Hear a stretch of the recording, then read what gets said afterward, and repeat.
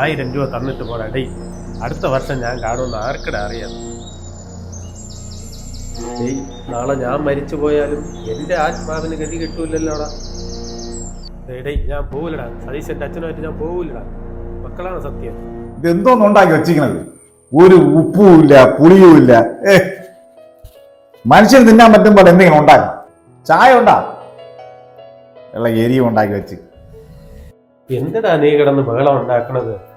ആ വയസ്സായ കാലത്ത് അവൾ ഉണ്ടാക്കി തരണത് കുറ്റം പറയാതെ കഴിച്ചുവിടാ മോനെ. രാവിലെ ഭാര്യ സിമ്പതി പിടിക്കണല്ല. രാവിലെ എന്തോന്നായിരുന്നു കിടന്ന് വഴക്ക്. ഭാര്യയും ഭർത്താവും കൂടെ ചെവി കടച്ചിലൊന്നും ഉറങ്ങാൻ പറ്റിയ അച്ഛാ. ഞാൻ അച്ഛന്റെ ബഹളം കേട്ടതാണ് ഞാൻ കഴിച്ചു വന്നത്. എരി കൂടിപ്പോയെന്ന് പറഞ്ഞ് ഇപ്പൊ രണ്ടുപേരും ഒന്നായ. ഒരു ദിവസം അവളെ എനിക്ക് വഴക്ക് പറഞ്ഞില്ലെങ്കിൽ ഉറക്കം വരില്ല. മോന്റെ കയ്യിൽ പൈസ ഉണ്ടെങ്കിൽ ഒരു 1000 രൂപ തരണം. എന്തിന് 1000 രൂപ? ഇന്നലല്ലേ തീർന്ന മരുന്നല്ല ഞാൻ വാങ്ങിക്കൊണ്ടെന്ന്. ഈ മരുന്നും വാങ്ങിച്ചത് നിങ്ങൾക്കുള്ള ആഹാരമല്ല തന്നിട്ട് ഞാൻ നിങ്ങൾക്ക് സ്പെയർ 1000 രൂപയും തരണം. അച്ഛന് വേറെ ജോലിയില്ലേ? രാവിലെ 1000 രൂപയ്ക്കുണ്ട്. നാളെ അച്ഛന്റെ ബലിയല്ലേടാ. നീ എനിക്ക് 1000 രൂപ തരണം. നിങ്ങൾ അച്ഛന് ബലിയിടണമെങ്കിൽ ഞാൻ എന്തിനു പൈസ തരണത്? അച്ഛാ, ഒരാൾ മരിച്ചു പോയാ അപ്പോഴും തന്നെ ഇതെല്ലാം തീർന്നു. എന്തിനച്ഛാ ഈ ബലി? ഇത്രയും കാലം അച്ഛൻ ബലിയിട്ടിട്ട് അച്ഛന് മോശം കിട്ടി. ഇനി കിട്ടിയില്ലെങ്കിൽ വേണ്ട അച്ഛാ. ഇതൊക്കെ ഈ വിശ്വാസങ്ങളിലൊന്നും എനിക്ക് താല്പര്യമില്ല. നീ 1000 രൂപ ഇല്ലെങ്കിൽ 1000 രൂപ ഇല്ലെന്ന് പറഞ്ഞാൽ മതിയല്ല. നീ ഈ വിശ്വാസങ്ങളെ ഒന്നും അടിച്ചമർത്താൻ നോക്കണ്ട. നാളെ ഞാൻ മരിച്ചു പോയാലും എൻ്റെ ആത്മാവിന് ഗതി കിട്ടൂലല്ലോടാ.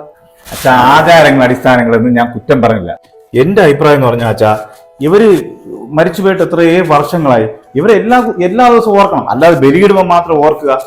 അച്ഛൻ എനിക്ക് അച്ഛൻ്റെ അടുത്ത് പറയാനുള്ളത്, അച്ഛനെ എനിക്കറിയാം അച്ഛൻ എന്തിനു വേണ്ടി പോണേ. അച്ഛൻ സതീഷിന്റെ അച്ഛനോട് ഒത്ത് വരുന്നത് വെള്ളം അടിച്ചിട്ട് വരാൻ വേണ്ടിയിട്ടാണ്. കഴിഞ്ഞ പ്രാവശ്യം വെള്ളം അടിച്ചിട്ട് വന്നതിന്റെ ക്ഷീണം എനിക്കറിയാം. 10,2,500 ഞാൻ ആശുപത്രി കൊടുത്തിട്ടാണ് വന്നത്. അച്ഛൻ ഇതൊന്നും പറഞ്ഞാൽ മനസ്സിലായി. അച്ഛൻ പ്രായമൊക്കെ പറഞ്ഞു. ഇനി അങ്ങ് ആറ്റിന്റെ കരയിൽ പോയി മുങ്ങി വല്ല അസുഖം പിടിച്ചു വരച്ച് നമുക്ക് പണിയുണ്ടാക്കി വെക്കാൻ വേണ്ടിയിട്ട്. മോനെ പോയിട്ട് വരുമ്പോഴേ സതീശന്റെ അച്ഛൻ ഇതൊരുത്തുപൂരം വാങ്ങും, നിർബന്ധിക്കും. അപ്പൊ ഞാൻ ശകലം കഴിക്കും. അത് വയസ്സുകാലത്ത് ഇതല്ലേ മക്കളെ നമ്മളൊരു സന്തോഷം. നിങ്ങളെ സന്തോഷം ഉണ്ടാക്കാൻ എന്റെ പൈസ ഇല്ല.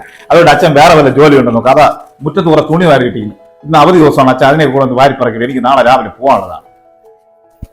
മക്കളെ നീ പോവാടാ. മോനെ 1000 രൂപ തന്നിട്ട് പോടാ. അടുത്ത വർഷം ഞാൻ കാണുമെന്ന് ആർക്കിടെ അറിയാം. പെൻഷൻ കിട്ടുമ്പോൾ തരാടാ മക്കളെ. 5ന്റെ പൈസ ഇല്ല അച്ഛാ. നിങ്ങൾക്ക് പെൻഷൻ ഇല്ല. ഇനിയിപ്പോ എന്ത് കിട്ടുമെന്ന് പറഞ്ഞാൽ ഞാൻ തരില്ല. മോനെ ഞാൻ സതീശന്റെ അച്ഛനുമായിട്ട് പോവില്ലടാ. നിന്നാണ് മക്കളാണ് സത്യോടെ.